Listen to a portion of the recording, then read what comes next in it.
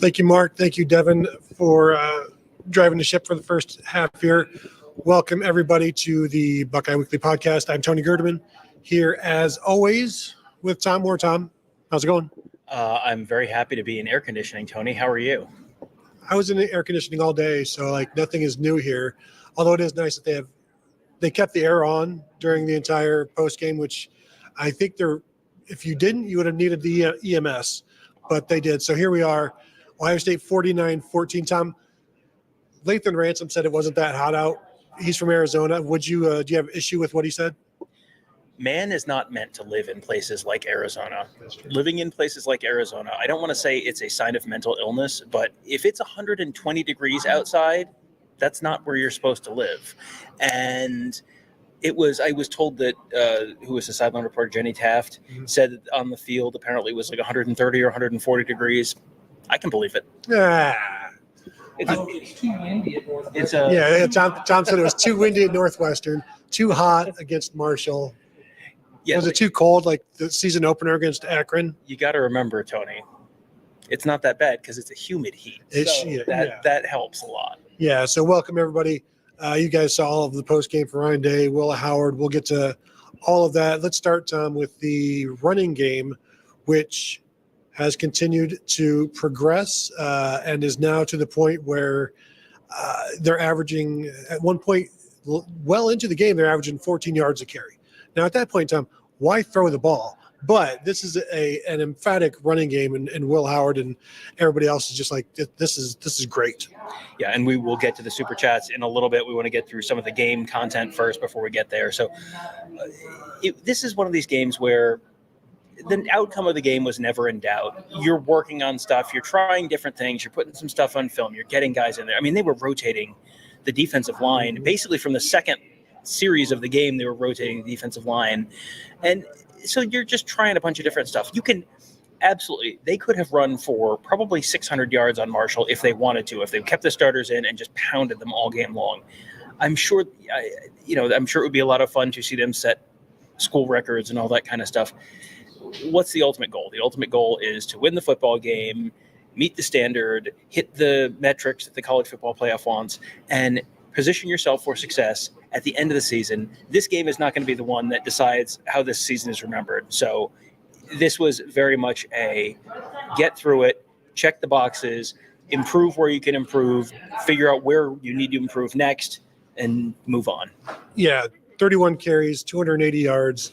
Quinshon Judkins, 173 yards on 14 carries, good for a 12.4-yard average, got his 86-yard career long, tied for the third longest rush in Ohio State history. Travion Henderson, a pedestrian, 6 carries for 76 yards, 12.7 yards per carry. Those two, 20 carries, 249 yards, 4 touchdowns. And then you have Will Howard, the touchdown vulture, getting the 1-yarder in there. But at this point, these two, I think Emeka Egbuka said he's never seen anything like these. Like, this is the best running back tandem in the country. I know Donovan Edwards and Kalal Mullings are going off right now, but like these two, there's almost like, what are they going to do next? When is Travion Henderson going to have one of these games? Because Quinshon Judkins had 4 carries for 103 yards at one point in this one, and he gets the 86-yarder. Travion Henderson had the 40-yarder. I was thinking maybe this would be the week he went off. Only 6 carries. The dude has now, I think, 24 carries in 3 games.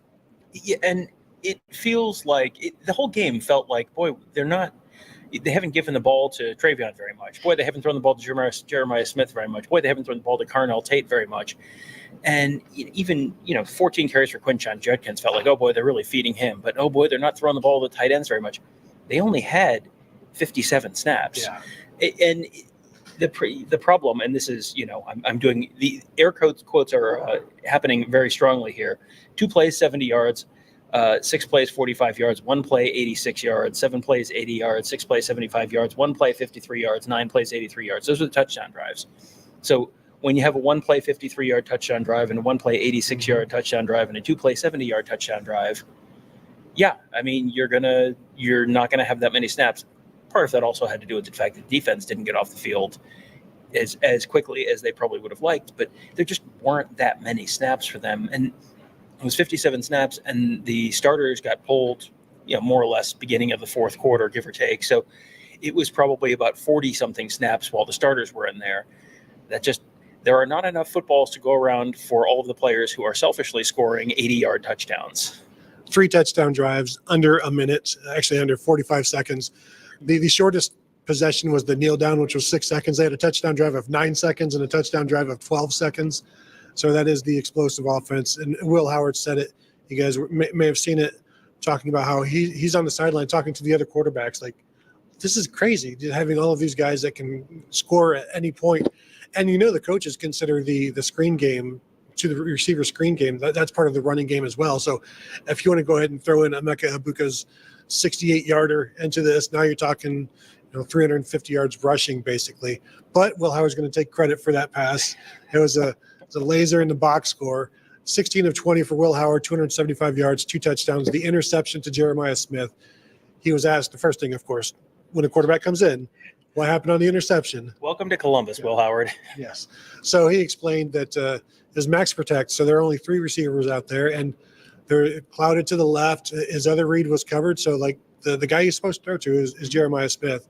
And he said, I'm never going to shy away from throwing to Jeremiah Smith. And just sometimes with 50-50 balls, the other guy comes down with it, and that's what happened there. Overall, though, 80% completion percentage, and continues to be in total control of everything he's being asked to do. And he's being asked to do a lot.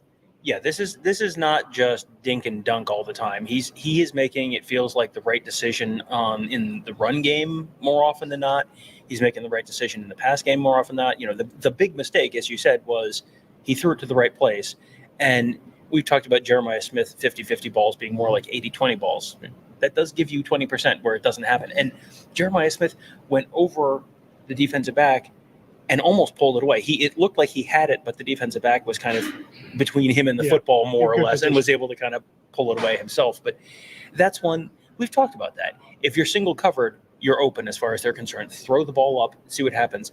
Every once in a while, he's not going to win. There's nothing that is a 100-0 ball. That doesn't exist.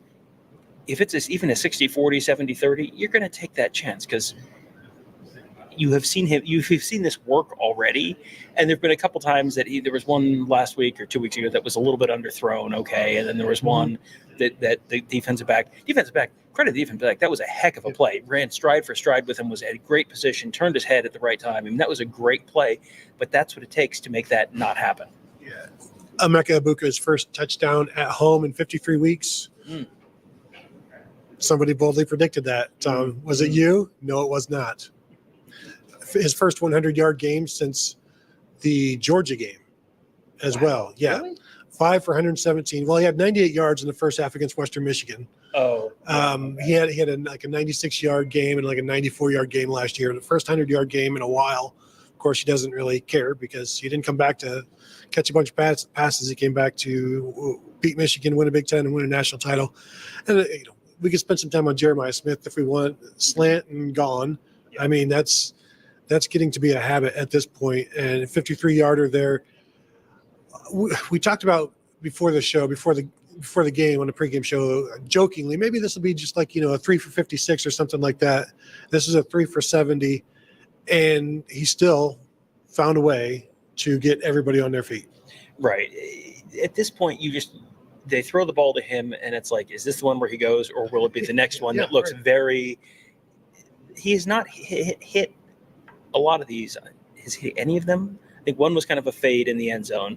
A couple of them were just sort of like little short, close to the line of scrimmage passes, and he just goes. And it's you wonder. You always hear teams talking about like, oh yeah, they were a little faster on the field than they looked on film. You wonder when teams are going to adjust to that, because very clearly, taking a very pedestrian pass and turning it into a long touchdown, that's something that teams are going to have to adjust to. You wonder how they're going to do that, because it can't look that easy forever. You have to, as a defensive coordinator, find a way to make that more of a challenge, because if it is that easy, pitch and catch, 5 yards down the field, 10 yards down the field, and then boom, he's going to run 50 yards. And never be it never looks like, oh boy, someone might catch him. Oh boy, I wonder if he's going to make it. It's just pitch, catch. Oh, he's gone. And just that easy. Yeah. Well, and if you want to stop that, you keep a safety over top or something like that. And then you've got the soft defense that you're just going to run the ball on. Right. This is the whole pick your poison thing. And there's no good answer. You just have to hope that plays aren't made or your guy makes a play as they did on the interception there. So it's just, you're asking a lot. And the offensive line continues to really, really play well. And they were rotating a little bit there with Austin Sierreveld playing some as well. So we saw that, but the offensive line is dominating right now. You said Donovan Jackson out there as well, and boy, they're playing at a really high level, both against with the run and the pass protection. I'm interested to see where it goes from here, but Iowa coming up, Michigan State coming up, they're going to be put to the test. It's certainly more of a test, but everything they're showing right now tells me that they're going to be up to it. There's nothing that really jumps out to you, at least on the offensive side of the ball, that jumps out to you as, oh boy, this is a little bit of a concern. It's just the offensive line looked a little wonky, especially in the first half of the first game. Mm-hmm. And then it sort of clicked in the second half. And then they looked dominant against Western Michigan. They looked dominant against Marshall. We'll see what they look like against Iowa. Iowa's got a pretty good defensive line. We'll see what they look like there. That's going to be just such a sound defense that you're going to have to earn it there. But man, Charles Huff was asked about his thoughts on Ohio State, and he said, just like especially on offense, might be one of the best ever, and compared him to 2019 LSU, 2021 Alabama, and he's a former Alabama assistant, so he knows what he's talking about. This is not just, I watched Joe Burrow one time on TV. He was part of that Alabama coaching staff. So if they're healthy, what do you stop? It feels like the offensive line is ahead of where I thought they would be, and we'll see again that the competition's going to get tougher in the coming weeks. But boy, I look at this team right now on offense, and it's like, who's going to hold this team under? How long do you go into the season before someone holds them under 40 points? Well, maybe Iowa, because they slow it down enough and they're decent enough. But also, if Ohio State plays to his potential, it's going to be a while. But defensively for Ohio State, because I assume that's going to be where most of the concern is, because special teams. Boy, we'll talk about special teams. But defensively, Ohio State gave up 2 touchdown drives, and that was it. Yeah. Now, 139 yards passing, 125 yards rushing, 3.8 yards per play. You're going to take that. That's fine. That's 2.9 yards per rush. Again, these are all acceptable numbers.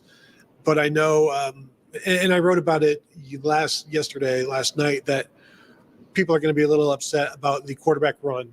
And you saw that Stone Earl, quarterback, making some plays in the running game as part of the running game. And Ryan Day was talking about that, saying, that's effective, but you're going to get your quarterback hurt. Or you're going to get him hit. And you saw that he did not last the entire game. And that's the downside of trying to take advantage of that +1, that extra number, that extra blocker for your quarterback in the run game. And, it only lasted so long. And really, it was that first drive that it was effective. And then it was pretty much shut down. And that was something that I, talking to Lathan Ransom about. It's like, you adjust to it, and then you put in another person, and you just be more aware of it, because now that you've seen it in person, you're going through the angles, you're seeing how fast he is. But they adjusted pretty quickly. And the drives tell it as well as we could. Yeah, the drives for Marshall, 13 plays, 75 yards right out of the gate. And you'll see that sometimes where the opponent will get, you have the scripted drive, and you can really sit down and look at what the opponent, what the defense does, and say, okay, here's how we're going to attack this. Here's how we're going to attack that.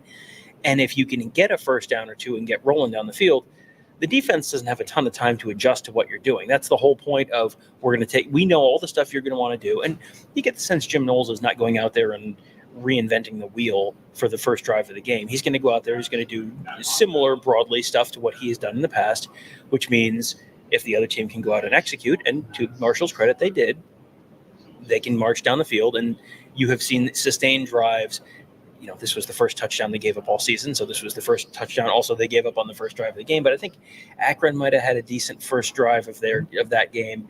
So this is not an unheard of thing. But second drive, 4 plays, minus 3 yards. Third drive, 9 plays, 36 yards. Fourth drive, 3 plays, 4 yards. Fifth drive, 8 plays, 25 yards. And then they had the touchdown right before halftime, which apparently was not a touchdown. It did not look like a touchdown on the video board inside the stadium. And Joe Nugent from NBC4, I retweeted his video. He had video because I said to him, that looked like it was out of bounds on the stadium scoreboard. He goes, oh yeah, I have a shot. He was definitely out of bounds. So apparently now the guy caught the ball in the back of the end zone. He was open, and his big toe landed out of bounds. So yeah, you deserve to give up that touchdown, whether it was a real touchdown or not. But after that, second half, 3 plays, 7 yards, 6 plays, 17 yards, 3 plays, 5 yards, 4 plays, 16 yards, 5 plays, 31 yards, and then 3 kneel downs at the end of the game, and that was it. And that's, you didn't play absolutely perfectly like they did against Western Michigan. They didn't hold them under 100 yards of offense. But really, there's not a lot that you look at there other than those 2 drives and go, oh boy.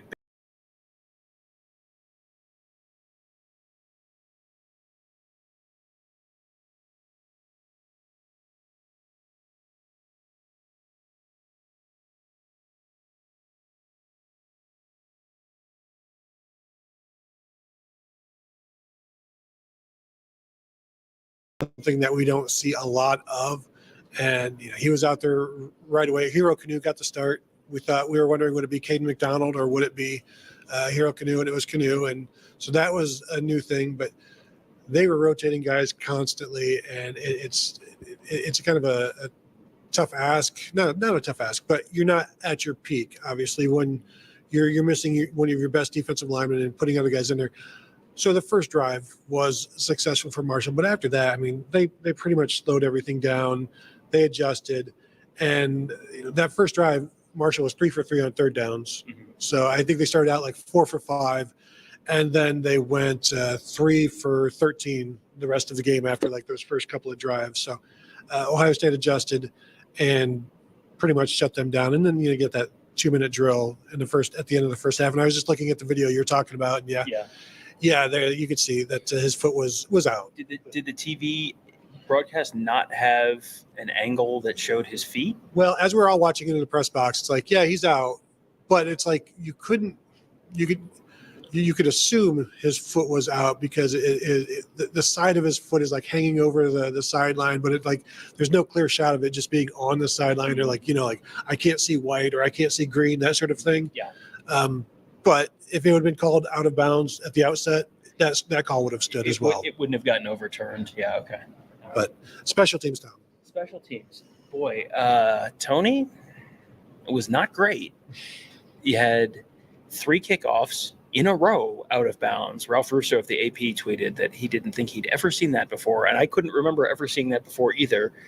Jaden Fielding, you hope it was just like, yeah, man, had a bad day, and that you just come back and it's fine next week. I assume he's not injured. Did Ryan Day ask about that? No, yeah, he was asked about it. He just said, no, he's not injured or not necessarily injured. He says like maybe something. He's mentioned it, a hip or whatever, but like basically benched because you want him to play through it, but then also you can't just let him continue to hurt the team. My thought was that they were trying to pin them and go tackle the ball inside the 15. Yeah. But after like the second one, it's like, you know what, maybe we're not going to be able to do that. Right. You see the goalpost down there, just kick it straight towards them as hard as you can and see where it goes. And they brought in Austin Snyder off the bench, did a great job, had 0 kickoffs out of bounds, made a couple PATs. So, you hope Jaden Fielding comes back and is fine next week. Brendan Ennis had a kind of wonky day back returning punts. There was one that it looked like he lost in the sun, and then there was one. It was a fumble, he muffed it, and but don't worry, Marshall had an illegal formation. It was just like, man, oh man, whatever has infected the special teams is spreading. So the Buckeyes got lucky there. That very easily could have turned into an extra, minimally field goal, if not touchdown. But did not. So it was, it was one of those days that if a year ago, if this happened a year ago and you had the special teams track record from a year ago, I know what everyone would have been yelling about, but they made that change, and special teams have been perfectly fine for the first couple of weeks of the season. So you assume this is probably an outlier? ? Well, I mean, there's been muffs two weeks in a row now, right? Or 2 games in a row. I see Nick McClarty got to punt again, only a 30-yarder. Yeah, That's not a good one. Boy, but other than that, we can go ahead and when it hits some super chats now that we've run through the stuff. All right, so here we go. Mike Farino says, "Why do we do this every year with USC? I didn't necessarily believe they were top 20, but I thought they were better than this. As of right now, they're down 14-3, about a minute 14 before halftime. They have the ball, starting another drive. It looks like Alex Orji 4 of 7 for 21 yards." And Michigan is up 14-3. Yeah, Kalala Mullings, 10.3 yards. Donovan Edwards with the most Donovan Edwards line possible. 12 carries for 65 yards, long of 41, and a touchdown. So he has a 41-yard touchdown and then 11 carries for 24 yards. That is the Donovan Edwards experience right there. Yeah, 199 yards rushing in the first half for Michigan, 21 yards passing. Maybe defensively do something about that. But if you can't, you can't. Yeah, Alex Orji, more yards rushing than passing. More than double number of yards rushing than passing. This feels like I know how many tricks the pony has, and as soon as USC figures that out, they're probably not going to get much past 14, you would think. I don't know. What does this say more about USC to you or about Yes. Michigan? Yes. Definitely USC. Now, Michigan's defense, I guess, has been playing well, getting after Miller Moss, and not obviously allowing the run is not happening. -4 yards rushing, but -4 when you're getting outrushed, 7.4 to -0.6. So that's that is not a winning formula for USC or anyone really. No. Let's talk about Lathan Ransom, who might. Oh, we got another super chat. Another super chat from Mike Farino. Only drive OSU punted on with the first team defense was the drive where Day took the 15-yard penalty. Yeah, that was one where I understood why he was upset, but that penalty also derailed the drive. That they were marching. They were into Marshall territory. It was 1st and 10, and then he they had to burn a timeout. He gets that 15-yard penalty, and it was like, I understand why you're upset. I'm not sure getting that mad is going to materially change anything, but it killed the drive. People wanted him to be fired up, to be pay more attention. He said, "Well, no, I'm no longer calling plays, so I've got time." He's got time now. He did say, "I didn't curse. I don't know why I got the penalty. I guess I yelled a little too loud." Well, yeah, and this was one where whichever presidential candidate pledges to throw this entire officiating crew in a secret prison and throw away the key, like just extraordinary rendition to a CAA black site, they will win the state of Ohio. I don't know if anyone's going to be brave enough to make that pledge, but if they do, was it a Big Ten crew? If you're paying Marshall, I assume it's Big Ten officials. Maybe. Yeah. Okay. Yeah, it could be. I mean, I didn't recognize the crew, and I thought, oh, this must be like a terrible Sunbelt crew. Maybe it's a terrible Big Ten crew. I don't know. I don't think there are any of those. I look forward to speaking with Bill Carollo next July about this. Who's your worst crew, Bill? Yeah, Day was obviously not happy, and he said it 2 weeks ago. I'm going to defend my guys, talking about the targeting for Denzel Burke, but then also another targeting call for Caden Curry, which was not very violent, but I mean, helmet to helmet is what I guess what the call is always going to be, unless it's not.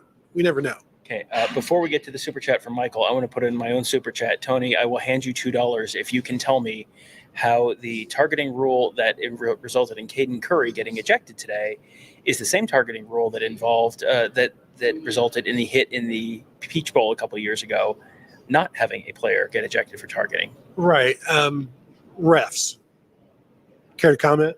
Like targeting is it's it's opinion based. It's like, it's emotion. It's what do you feel? What do you think? What are you thinking about? I'm thinking about targeting. No, I'm thinking about Arby's. Like, it's ridiculous. It just feels like I understand what you're trying to do here, but the hit that Caden Curry had Much more violent. was not. He didn't launch. He didn't hit him with the crown of his helmet. He didn't hit him in the side of his helmet. That's not a hit. If that hit causes severe head injury, there would not be a football player alive in America. That's one that's like, yeah, okay, sure. If the rule says that, then I guess. But what's the purpose of the targeting call? The purpose of the targeting call is to avoid head injury. So why wouldn't you call it on the ones that are likely to cause head injury rather than just like, well, according to, I mean, listen, far be it for me to get on people for loving bylaws. However, that felt real ticky-tack. Watching it live, I thought he must have hit him with his like blow to the head with his hand when he was trying to hit the pass, and that was it. And then no, because it was like that was a weak roughing the passer call, and it was an even weaker targeting call. It was very strange. Yeah, he was leaning forward and hit his helmet into the face mask, whereas the Marvin Harrison thing that you're talking about, Marvin Harrison lunged his head into a Georgia defender who was trying to leap out of the way. Is that how you remember that? That is how I remember that, and that is what caused Marvin Harrison, of course, to lose consciousness. Okay, so here, let's get to the one from Michael. What went wrong on the interception? I couldn't watch the game today. We talked about it a minute ago, but basically, Will Howard, they were in max protect, so they had the 3-man route. The coverage was shaded to the left. Jeremiah Smith was to the right. It was a one-on-one play. Threw it up. Jeremiah Smith was there. The Marshall corner made a great play on the ball, was running stride for stride with Jeremiah Smith, turned his head, got his head around. Jeremiah Smith went up over him in the way that we have seen him do before and got both hands on the football, and you thought, oh man, he's going to do it again. And then the Marshall guy was able to just kind of wrestle it away from him. That to me was just kind of a tip your cap play. Like, yeah, that I have no issues. The ball went to the right place. I will always take my chance with Jeremiah Smith in one-on-one coverage. The guy just made a heck of a play. Yeah, and I don't know if an interception is automatically a negative play when you're grading, because if you're making the right read, that's what that was. Or, I guess you could have just taken off or something of that nature. But so another super chat. Yeah, super chat from Mike Farino says, shout out to PSU, who with 15 seconds left in the clock in the first half managed to get to 28 points versus Kent State. He gave up 65 in the first half last week versus Tennessee. That's not even the worst of it. That game was 7-0 Penn State with 6 minutes left in the second quarter. 7-0 Penn State, and they scored. Nick Singleton had a 17-yard reception and then a reception from a touchdown pass by Drew Aller, and then and the Nick Singleton one must have been a trick play because it looks like Tyler Warren threw it. So you're running trick plays to get up to 14-0 against Kent State with 5.5 left in the second quarter, and then Drew Aller had a 5-yard rush. So it's not great. No, they've finished strong though. That's what James Franklin is known for. When the chips are down, James Franklin and his team come through and make plays when they have to absolutely be made. Here's the other thing. Here's the drive chart for Penn State. They only had 6 possessions in the first half. Interception, touchdown, punt, touchdown, touchdown, touchdown. So it's not quite as bad as it looks, I guess, but it's not like Kent State's been moving the ball on them. -2 yards, 13 yards, 34 yards, 2 yards, 14 yards, 5 yards, -5 yards. That's the first half drive chart for Kent State. So they're not moving the ball on them. They are milking the clock. Look at the time of possession on those short drives. And Penn State has not.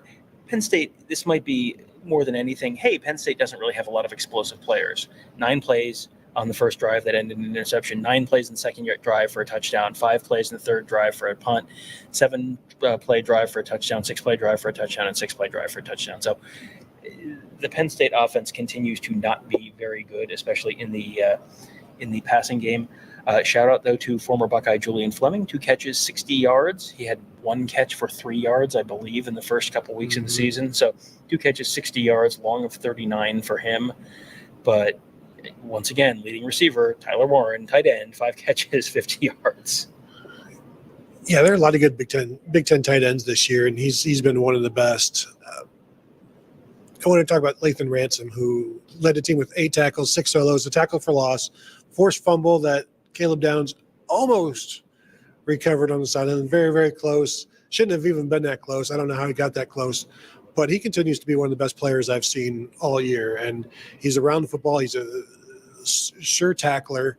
He is a guy that you can rely on to cover whatever, whether it's run support or to be half of the defense in the secondary. He is having the senior season that Ryan Day probably envisioned as a true freshman, although I don't know if he figured he'd be here this long after seeing him as a true freshman. But I know Caleb Downs gets a lot of the pub. Lathan Ransom continues to be maybe the best player on defense for the Buckeyes overall. I mean, he has not had a bad moment yet. No, he's been just very consistent, very reliable. That's what you're looking for out of your veteran safeties. You want guys who just, where they're going to be, they're going to make the plays. But he's been really productive, too. 8 tackles, 6 solos, a tackle for loss, a forced fumble you mentioned.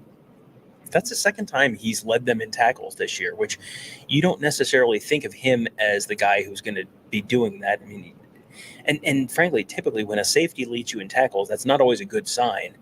With Lathan Ransom, it is a good sign because he's playing a lot closer to the line of scrimmage and just making a lot of plays in space. There was one where Marshall ran like a drag across the middle, and I think it was to a tight end, and it was like a 3rd and 1 or something like that, and in the first half, and Ransom broke on it. Ransom saw it happening, broke on it so quickly, had just a perfect angle, cut the guy down for a 1-yard loss, and I think they ended up punting on that drive. But it was just one of these like little things that it's not, that's not the play that everyone's going to walk out of the stadium talking about. But it was just such a heady play, just right place, right time, broke on it, very decisive, almost certainly something he has seen on film and recognized, and that allows you to really react quickly and just keeps making plays. He has been. I always say Ty Hamilton is the most underrated player on the team and on the defense. I think Lathan Ransom, even for as much credit as Lathan Ransom gets, he might still be in that most underrated category. Yeah, I would agree with that. We can start taking some questions. I will just say this. I think I might be on the side that says Arvell Reese is the best linebacker on the team.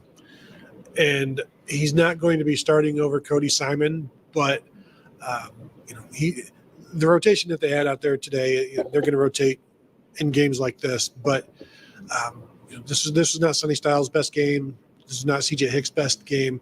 They need more out of that position, and I'm not expecting them to go to Arvell Reese and be the second linebacker in with Cody Simon, but the other guys need to continue to do more. Like Sonny Styles missed the sack. It's like, I'm sure that's killing him, but that's when you've got to bring down.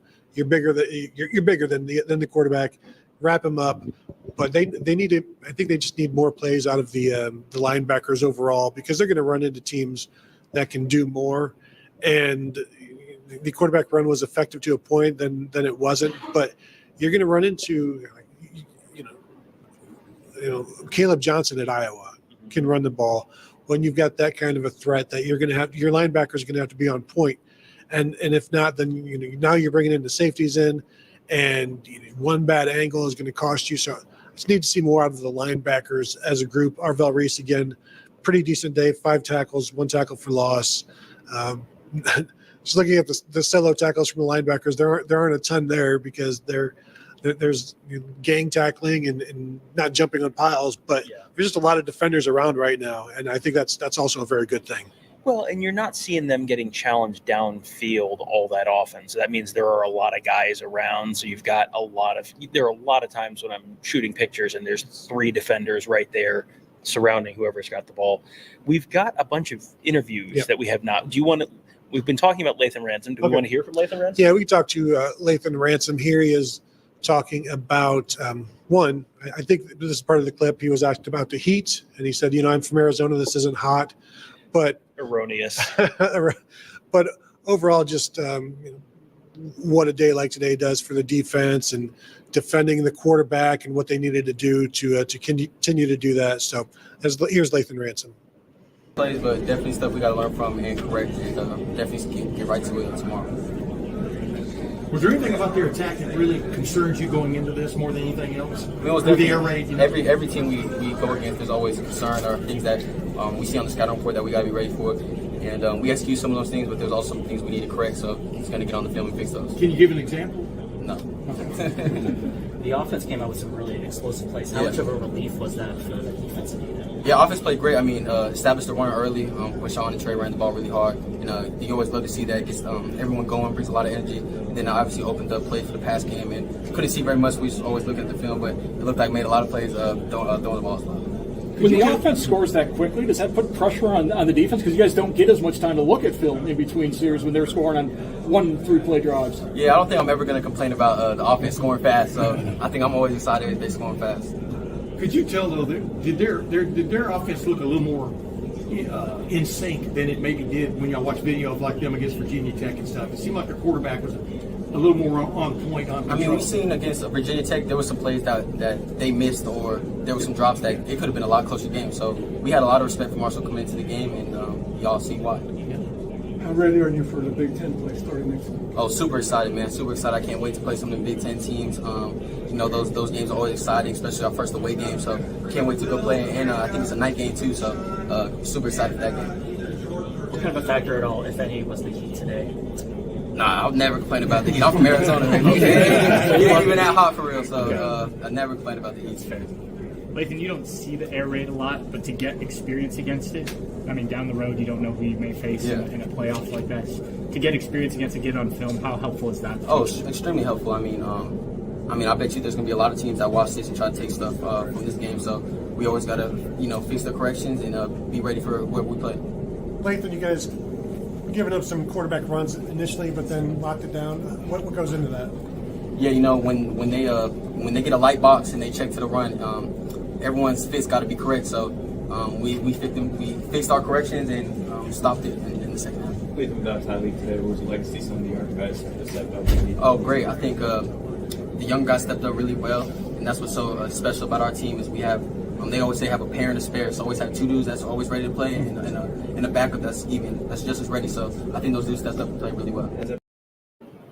So there's Lathan Ransom, arguably the best player in the country, Tom. Heisman hopeful on my ballot, probably second or third right now. I'm not supposed to talk about our ballots, but continuing to play well.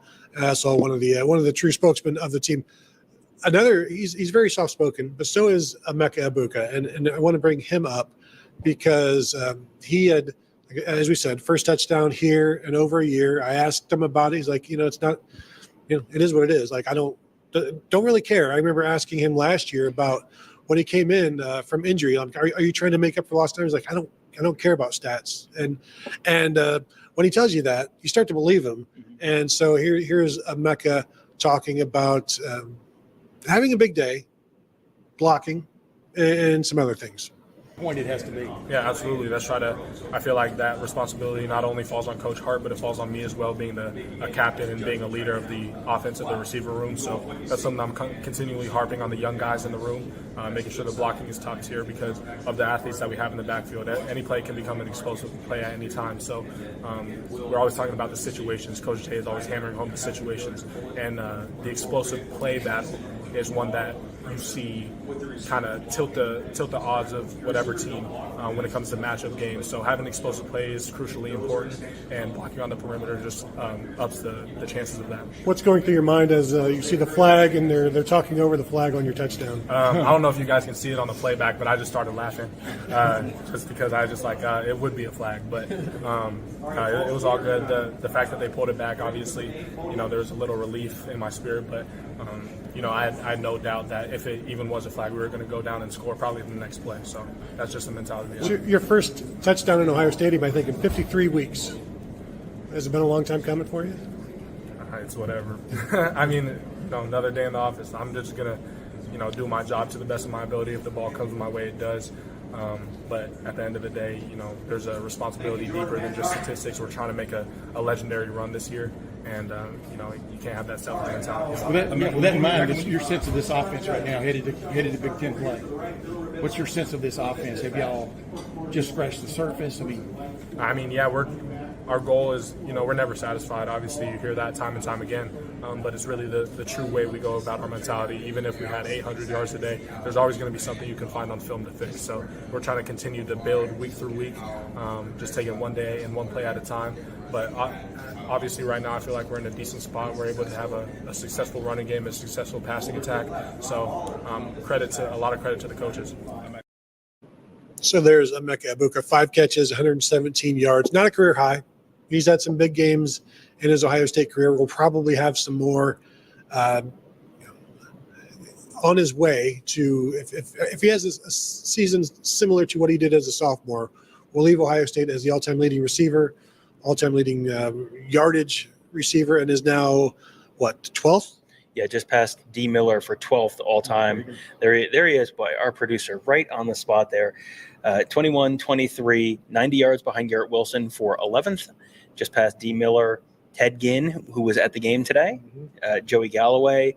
So, already passing some pretty big names. And he's someone who he feels like another guy who's maybe a little underappreciated by Ohio State fans, which is wild because he came in as a 5-star number 1 receiver in the country, and everyone couldn't wait till he got to Ohio State. And then he's gotten banged up a couple times, and that's limited the top line production.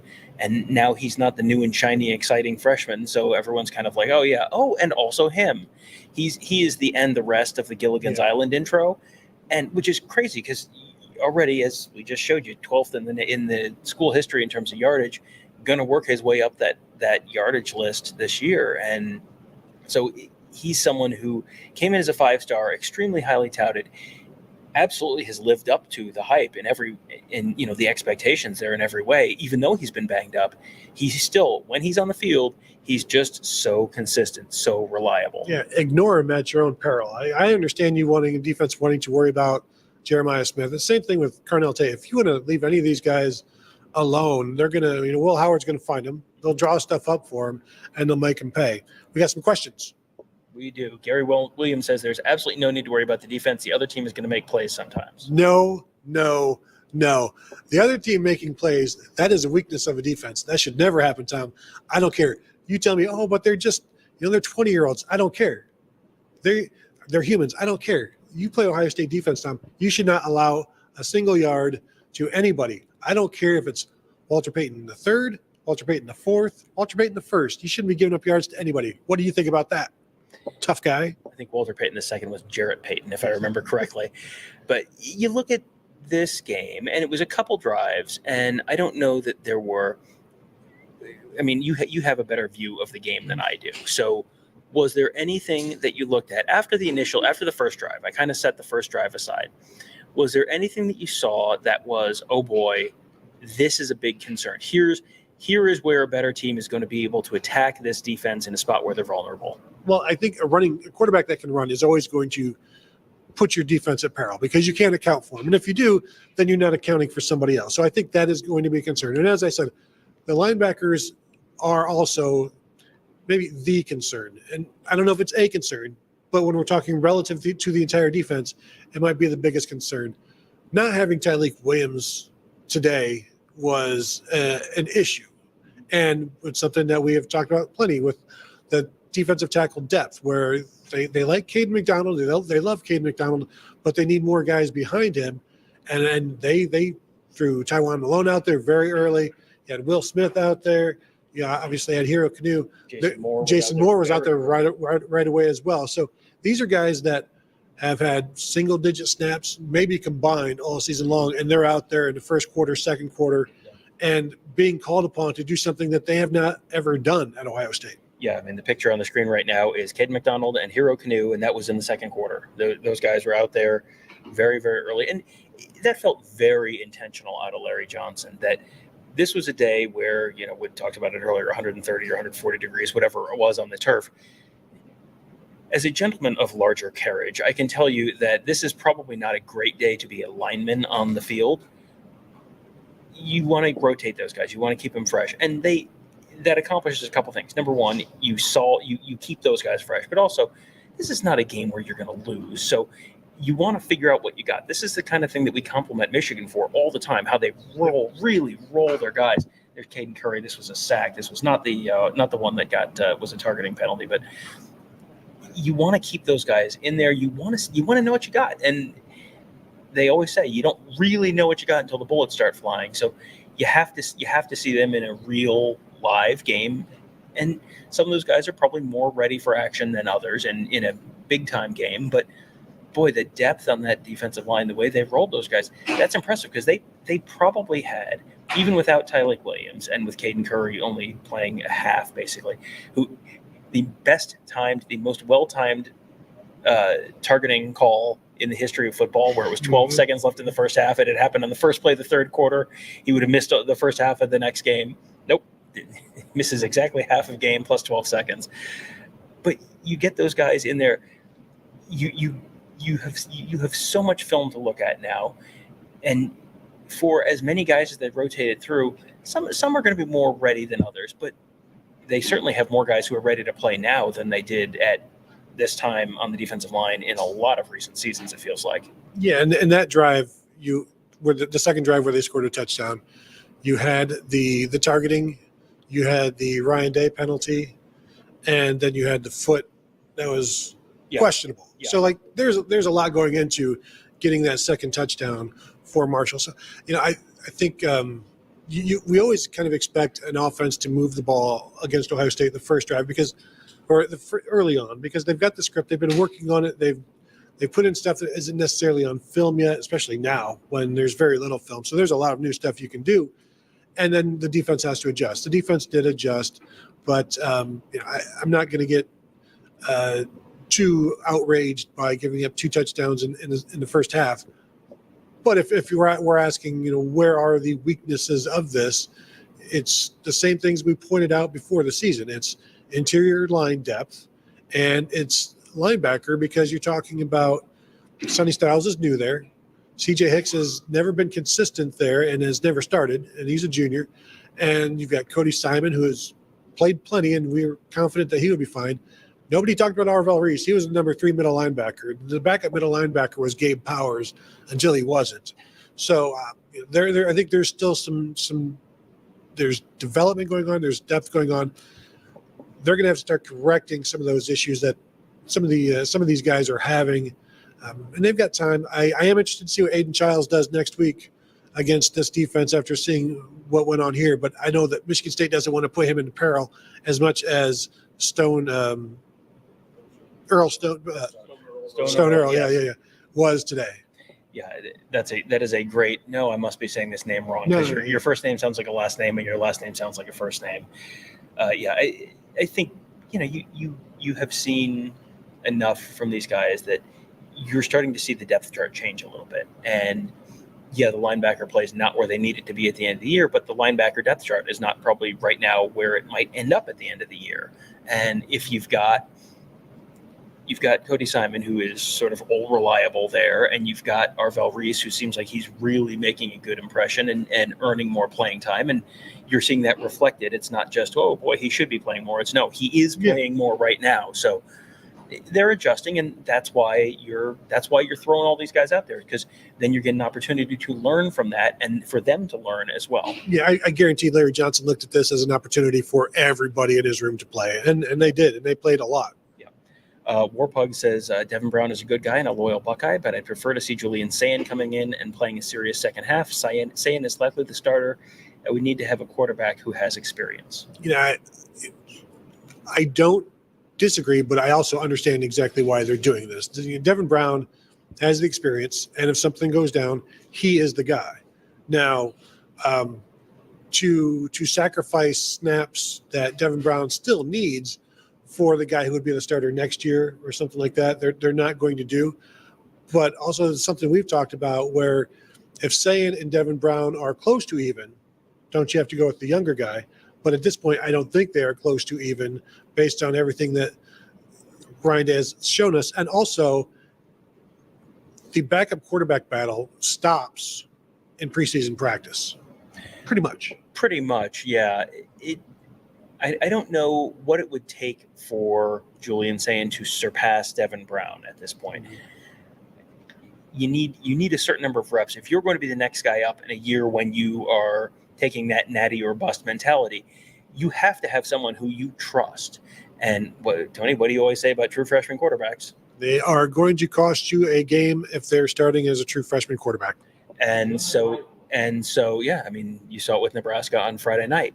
And so is Ohio State in a position right now where they're willing to sacrifice a game? I don't know which game it would be. I can tell you if Dylan Raiola or Julian Sayin, hey, take your pick, was starting for Ohio State at Oregon, the people who right now are saying, yeah, I would want, Julian Sayin, they will not be okay if Ohio State loses at Oregon. So even though that doesn't, that's not a season killer in the way that it would be in the past. And of course, there's no guarantee that Devin Brown would win at Oregon either, but the coaching staff right now has to play the guys who they feel give them the best chance to win, and the best chance to win right now. And as we said, you just saw it on with the linebackers. The depth chart is not in stone right now. So if Julian Sayin has clearly moved ahead of Devin Brown, I'm sure you will see that on the field. It feels like, based on what the coaches are doing, we always say, watch what they do, not what they say. Based on what they're doing, it feels like they think Devin Brown is still ahead of Julian Sayin. Yeah, and coaches are terrified to mess with the backup quarterback situation because more than anybody else, they believe you're one play away. Like that backup quarterback is one play away. So you better have him ready. You can't be like, let's just see. Let's just see if we can get this other guy in there and see what this, let's give Julian Sayin a backup reps for an entire week. That's not going to happen because you have to have that backup ready. And Devin Brown right now is that guy. Did not have a great afternoon today. 2 of 6 passing, was not all that accurate from what I saw, but I also was on my way downstairs through most of it. But, Yep. Geiger Lee says, what about all the slips today? Ongoing problem in the shoe. I assume there were a lot of slips during the course of the game. I have a feeling it was the turf was so hot and it was humid. I normally will shoot from like on my knees because you get a good angle, like looking up at the players. When the ball was more than about 20, 30 yards down the field, I shot standing up today because there were heat waves. Like your pictures looked fuzzy, like out of focus because there was heat waves coming up off of the field. I think it might have just been so hot, the little chopped up tires inside there may were sweating, something like that. It just, I did not go around and like slide my feet on the turf to see like we did at the Fiesta Bowl a few years ago, where it's like, oh boy, this grass is really slippery. But I have a feeling it was probably something along those lines. Yeah, that was my thought. It was just heat related, and you would expect that it would get better as it gets cooler, but we will see. Mike Schaefer says, Fryer had a rough game. Any wonder why most runs were to the left, even when OSU was on the left hash? Did you feel like Josh Fryer had a rough game? Fryer gave up a 1 pass rush, but that was, that's always going to be noticeable, know, and so then maybe, I don't know if that clouds the entire opinion. I'm not saying that, but I'm not going to nitpick with the offensive line today with the running game, 9 yards a carry. And it wasn't just all up the gut. They were running outside and doing all kinds of different things, some misdirections, some counters. So when you're doing that, you've got all 5 guys doing their own thing and having to do get their 1/5, if you will. And so we'll watch it again and see, keep an eye on that. But I don't think there's any concern for Josh Fryer within the program. But yeah, he had the one pressure that he gave up that led to the sack, the 1 sack, I believe, in the game. Yeah, and the guy who had the sack was Mike Green, and he's the guy who was leading the nation in sacks per game, coming in 1.75 per game, and got 1, but they had that sack and then 2 other tackles for loss, and that was it. And the Buckeyes ran the ball for 9 yards a carry. I mean, it feels like the offensive line is ahead of where I expected it to be this time, and boy, there's going to be some cognitive dissonance around the future of Justin Fry, depending on whether people focus more on recruiting or on-field performance. Right now, you look at the on-field performance, and you have to say, yeah, seems like he's doing a good job. I mean, they've turned over a decent chunk of the line, and they've been fine. They brought in Seth McLaughlin, who's done a great job as a center. They've developed Tegra Shabola. That is very clearly a development job by Justin Fry. Donovan Jackson has been very solid, but Austin Searveld, who has been there in their bunch, is very clearly a Justin Fry development job. Josh Fryer has been a multi-year starter and has been certainly solid. I mean, you're not comparing him to Orlando Pace. He's not a first-team All-American, but he's been doing a solid job. And Josh Simmons, who everyone kind of looked at and laughed and pointed when they got Josh Simmons has turned into a fantastic left tackle. That he's going to be first, second round kind of pick potentially when he hits the draft. And that's a guy who was the most penalized player in the nation, or whatever the stat was, when he was at San Diego State. So it feels like the development is there with Justin Fry. So I know everyone wants to get on him for the recruiting stuff, and I get it, and I certainly understand it. But you have to also, take the whole picture in and go, yeah, there's stuff he's doing really well too. Well, and I said it before the season, like, even if this offensive line does well, that doesn't mean that Justin Fry, that this won't be his last year, because Chip Kelly and Ryan Day will know the facts of, the offensive or the running game is fantastic, but it's because of scheme. It's because of Tim Drevno helping out, and it's Mike Soleni helping out, and it's Chip Kelly helping out. They'll understand all that. But like, when your offensive line is playing this well, you would expect the offensive line coach to stick around. But I mean, Ryan Day has gotten rid of position coaches before when it's like, well, I didn't realize they were even on the hot seat. Yeah, and I think that's one of those things where you have to, Ryan Day at this point, you have to give him the benefit of the doubt on this kind of stuff, because as you said, he does have a lot more information than we have or anyone else out there in YouTube land has. And you have seen him cut bait on people who, Perry Eliano last year, they were, the safety play wasn't terrible last year, and the recruiting has been okay at safety. I was a little surprised to see Perry Eliano go. Corey Dennis got let go. Parker Fleming got let go. I mean, you've seen him cut bait on guys, and I think some of those guys were maybe people that Ohio State fans were going, yes, but why not sooner? And all of this is, you want to. If you fire everyone after 1 year, you're going to have a tough time hiring people in the future. So there's sort of layers to, I think, some of this. Yashariel LG says, today was a letdown game. Good thing we had our letdown game against Marshall. From here on out, we need to see perfection, no sluggish teams, and just because one player's out on defense. Well, I mean, let down in what way? Because this was a 3-quarter game, essentially. Ohio State scores 49. They gave up, again, 2 touchdown drives, the second drive being helped out by Ohio State's doing, the first drive being a scripted congratulations, great preparation, credit the other team. They will play better offenses. So, I understand being concerned. They won by 35 and would have won by more if you really want to keep the offense out there and pushing it. The offense was fine. 289 yards passing, 280 yards rushing. That's going to win you every single game. Defense holding the opponent to 3.8 yards per play is generally going to be a winning number as well. 2.9 yards per rush, unless you convert third downs and fourth downs. Like 2.9 yards per rush is not going to get you anywhere either. No, those are a lot of winning metrics. You outgain 10 yards per play to 3.8 yards per play. If you're outgaining your opponent by 6 yards per play, something has to go real wrong for you to lose. And even if, it's not the best competition they're going to face this year by any means, but okay, give Marshall another yard per play. Take 3 yards per play off of Ohio State. They're still outgaining Marshall by a couple of yards per play, or by the opponent by a couple of yards per play. And if you outgain the opponent by a couple of yards per play, you're going to win more often than not. So this is one of those things where, everyone wants to sort of project, well, if they play like this against Oregon, well, they're not going to play. There's a lot of stuff that's going to be different against Oregon. The game plan's probably a little more bespoke and not just sort of, playing generic. You're not going to be rolling lines the way they were rolling lines. There's a lot of stuff that's going to be different. So you have to, everyone wants to say that if they play like this, it's going to, you can't. This is not like an apples to apples kind of situation. Warpug says, I did see a lot of apparent makeup plays to get Egbuka and Tate in on the targets. Isolating and shutting down any part of the OSU offense is okay for a play or two.